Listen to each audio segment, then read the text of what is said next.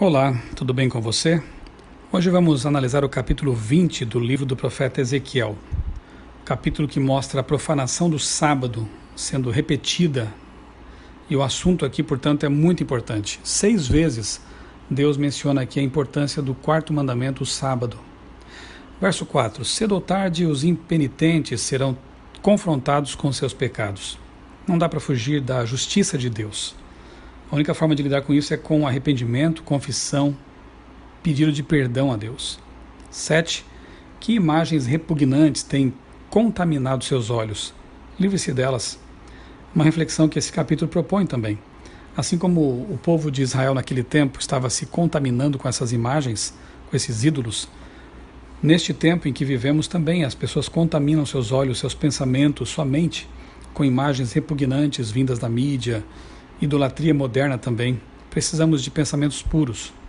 E isso só é possível com a palavra de Deus permeando nossos pensamentos. Os ídolos do Egito competem com a nossa atenção pelas coisas de Deus. Livremo-nos deles. Verso 10. Devemos sair do Egito para o deserto de Deus. Aquietai-vos e sabei que eu sou Deus. Isso está lá no Salmo 46, verso 10. Precisamos ter esses momentos de deserto, de solidão, de solitude com o nosso Deus.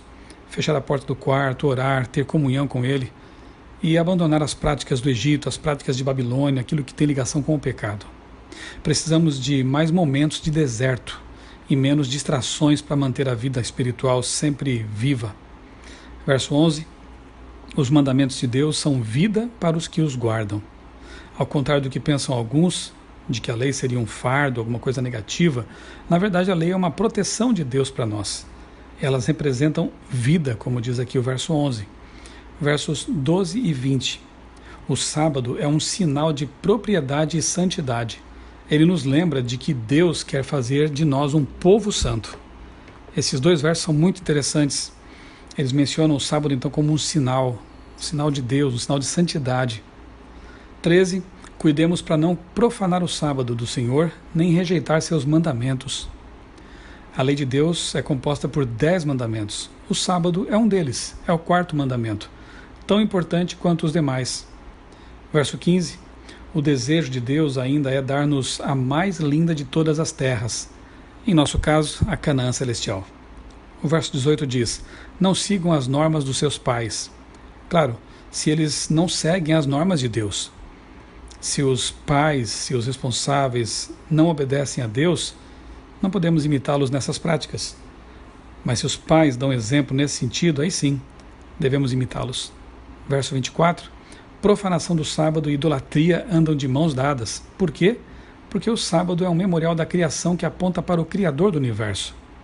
Se nós guardarmos o sábado como devemos, como está na Bíblia, nós estaremos todas as semanas lembrando de que Deus é o nosso Criador, é o nosso mantenedor. Verso 25. Quem não se submete às leis de Deus fica unicamente sujeito às leis humanas, infinitamente inferiores. 28. Guardadores do sábado estão vacinados contra a adoração da criatura e de coisas criadas, pois o 4º mandamento, como eu disse, aponta para o Criador. Ele é o memorial da criação. 29. Deus nos ajude a destruir os altares de Bama em nossa vida e em nossos lares. 31. Sacrificam os filhos aqueles que não os levam diariamente a Jesus. Viver em pecado e querer consultar a Deus é pura hipocrisia. É o que esse capítulo denuncia. Eles queriam viver em pecado, queriam manter suas práticas pecaminosas e ao mesmo tempo consultar a Deus, como se Deus fosse apenas um oráculo, alguém que revela o futuro. Infelizmente, muitas pessoas hoje fazem a mesma coisa. Vão à igreja ou vão a Deus apenas para que Deus revele a eles o que devem fazer, o que devem comprar, o que devem, com quem se relacionar, mas deixam de ler a Bíblia para saber qual é a vontade de Deus expressa ali e obedecer. Verso 31 ainda: o pecador não deve apenas consultar a Deus, deve primeiro se arrepender e pedir perdão. E 32, a pior coisa para um cristão é querer ser como os povos do mundo. Esse capítulo mostra que Deus queria tirar Israel dos povos, de entre os povos do mundo, para que fossem luz para as nações. É aquilo que apresenta também o Novo Testamento. Nós temos que estar no mundo, mas não ser do mundo.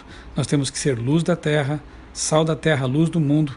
Temos que estar no mundo para evangelizar, para ser uma boa influência e não nos contaminarmos com as práticas pecaminosas do mundo. Deus continua querendo isso do seu povo, hoje ainda.